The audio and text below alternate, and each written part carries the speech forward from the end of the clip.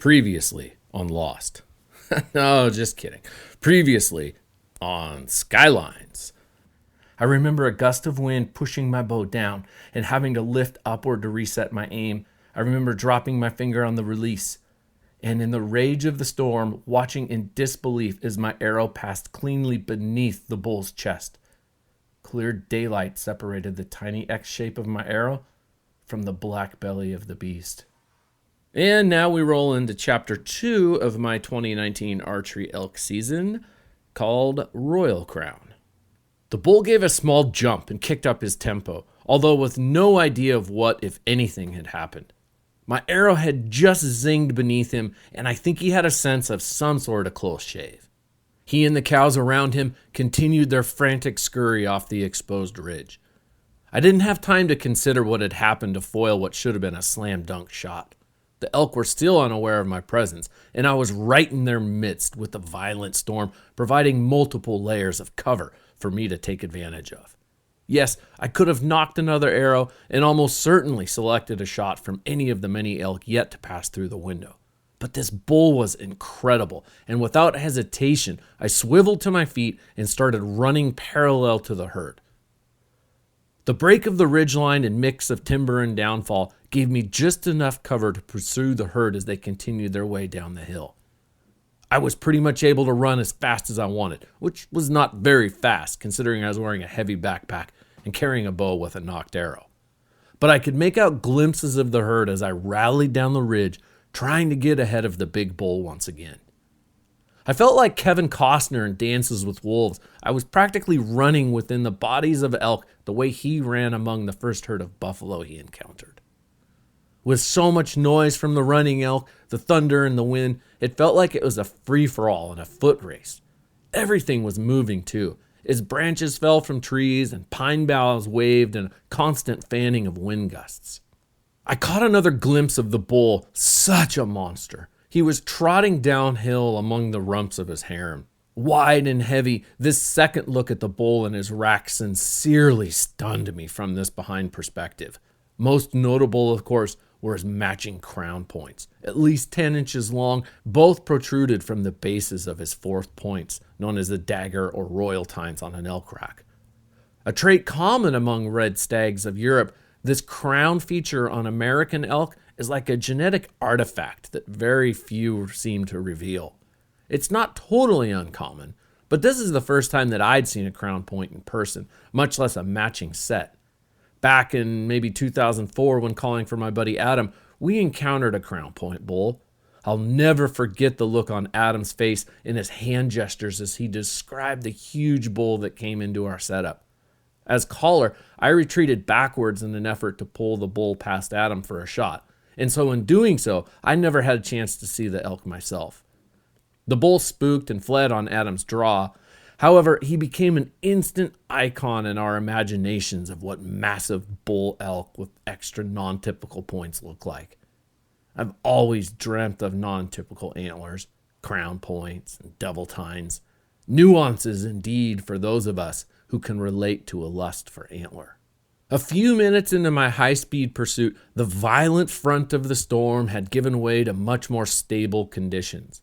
Although the gusting wind had calmed, it was still raining hard, and thunder and lightning continued to fill the air without a chance for a moment of silence to get a word in edgewise.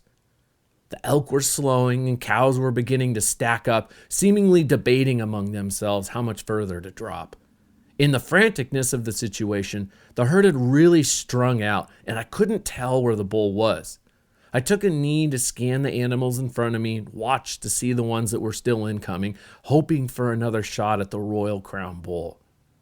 Moments later, a bugle echoed through the towering tree trunks, but its origin was yet further down the slope, informing me that I had not gained enough ground to catch up to him. As I leaned back to rise up and resume my pursuit, sharp and staggering pain shot through my left quad. Another all too familiar ailment had returned to haunt me. A crippling pain. I knew exactly what was setting in and how limited my mobility would be until the cramp relaxed. Frustrated, I adjusted my position and decided to call off the hounds, pull out my phone, and document the crazy events that had just taken place. Well, this big storm came over, and sure enough, the elk were right where I thought they would be, and as soon as the storm got close, the cows started talking, so it confirmed that they were where I thought. I was able to totally get in line. They all lined up and were moving along the ridge. I shot and missed a 7-point herd bull, 6x6 with crowns. I shot him for 30, steep downhill, and my arrow sailed right underneath him. I couldn't believe it. Now, in the moment, the first thing that came to mind was the possibility that my pins had moved. I mean, something bizarre had foiled such an easy shot. Now, I'll be the first to admit, I'm no Robin Hood of the woods. I've made bad shots on elk before. But in all my 23 seasons of hunting elk with a bow, I'd never missed one entirely like that. Well, except for once, actually, when a mechanical component of my bow caused the miss. And I'm going to say right now that needs to be the next essay I write and record, because that story of my very first elk calling encounter is worth sharing. But at the moment, I had to assume the miss on this Royal Crown bull was due to my sight pins. I've been dogging him, but my leg is cramping up. So I'm going to have to let him go. Wait for this storm to settle and see what happens, but I don't know, I'm worried my pins might have moved or something, because I had a chance to watch a whole string of cows go by in front of him, and so I was really sure on the yardage, and my arrow just went right underneath him. I couldn't believe it. So pretty frustrating. Epic scenario here though, with this storm coming through, all this thunder and lightning, rain and hail. Yeah, it's pretty awesome. Elk were still filing past me at 100 or so yards out as stragglers of the herd made their way down to where the group had slowed. Thunder still filled the air, but without the startling effect it had previously thrashed us with. It was calm enough now to notice the sound of massive, marble-sized drops falling from the trees and landing like water balloons with a splash. I kept my eyes on the elk that were still visible, letting them pass before making any moves to stand, stretch, and consider my options. First thing I had to do was shoot my bow to understand if it or its sights were amiss. I went into this season with only 4 premium shooter arrows, 1 subprime practice arrow, and a standard issue grouse arrow. But now, with my shot at the Royal Crown bull, my number 1 and best shooting arrow was long gone. Looking at a quiver compromised in this way is not exactly confidence-inspiring. Behind me was a grassy wallow area, and I pulled out my rangefinder to identify a lush hummock of grass about 30 yards. I plucked my subprime practice arrow from its slot and knocked it on my string. Pulling my bow to full draw, I contemplated this moment of truth. If my pins were indeed somehow bumped from position, which easily could happen in the course of hunting, or if they and everything else with my bow was true, and what this would mean for the analysis of my miss. I steadied my aim on the clump of grass and watched with a slanted expression as my arrow drilled the target precisely. Well, that's certainly a relief, that at least I don't have to worry about my bow, I said to myself, walking up to retrieve my arrow. Bending over, I studied where it had landed relative to my aim and confirmed the accuracy of this practice shot. Pulling the shaft from the grass, I blurted out a muffled, "God damn it," as the shaft emerged with a shattered end minus my broadhead and half its length. I looked back at my quiver now in total disgust. 3 prime arrows and a practically useless claw-tipped grouse arrow were all that remained. Another powerful bugle interrupted my self-loathing pity party, and I turned to look down the slope. It sounded reasonably close, given that I'd pretty much paused my effort on the herd. Only a few minutes had lapsed since I'd watched the last of the few cows slip from view, and I quickly triangulated where the bugle came from with where I'd seen the caboose of the herd headed. I stabbed the broken shaft of my arrow back into the grass, set my gaze towards the new heading, and staggered downhill, limping in a straight-legged gimp to accommodate my nagging cramp. It only took a few hundred yards before I had elk in sight once again, and as I'd hoped, the herd had settled from its runaway freight train descent off the ridgeline and were now finding themselves calmed down and milling about. Calculating a large loop, I hooked side hill in a large arc and approached the very front group of cows. Rain continued to fall in a soaking mist, compounded by the large droplets that accumulated in the tree branches and fell like melons. After napping in the warm sun prior to the storm and spectating that tempest as it approached, I'd contemplated donning my raincoat. But as the urgency of that opportunity developed, I found myself in hot pursuit of these elk, and I opted to dive into the storm and continue as I was, with merely a cotton t-shirt and a hooded wool long sleeve. But now, as adrenaline had receded and the tempo of this stalk slowed, I found myself soaking wet and deemed a rain layer would be useless at this point. However, a short time later, as I crept into bow range of the leading group of cows, I found myself pinned behind the profile of a large tree trunk as cold rainwater drenched me to the skin. I longed for the layers of warmth stowed just inches from my body and my backpack, yet out of reach and a world away as I remained still to avoid being detected. Controlling shivers became an issue. Elk were mingling all around me, nibbling on various grass and leafy treats. I stood like a scarecrow nailed to the trunk of this centuries-old fir tree. The weight of my backpack pushed relentlessly on my knotted and aching neck and shoulder. I swore I could feel the weight adding up from each raindrop that landed on my backpack, pushing harder and harder, stamping my feet into the ground like stakes. At least I'm still standing and no longer fighting my cramping quads, I told myself. But if you've ever been in this situation, you know. It can really suck to be inside a herd of animals and trying to stay undetected. An inch of movement can become a priceless luxury. Half an hour had passed, and I was nearly regretting the fact that I'd successfully positioned myself right where I'd been trying to get since this pursuit began. I had shot opportunities available on several cows, but the Royal Crown Bull, as I'd now settled on calling him, was nowhere to be seen. I was frustrated because initially as I tracked the herd, he'd been running at the front of the group while I dogged the back. Now I'd made this deliberate leapfrog to get in front, and he'd fallen behind to the back. Minutes passed like hours, and all I could see were cows, soaking wet cows, that I watched enviously as they shook excess water from their coats like a lab emerging from the river on a hot July day. They stretched, yawned, and chewed their cud as carelessly as could be, while I stood rigid like a crumbling statue, full of aching pains and trying to contain a quickening pace of shivers. It was plain that I was going to be here for a while, as the bull was nowhere to be seen, and from a fair distance I could observe any elk that wandered in my direction.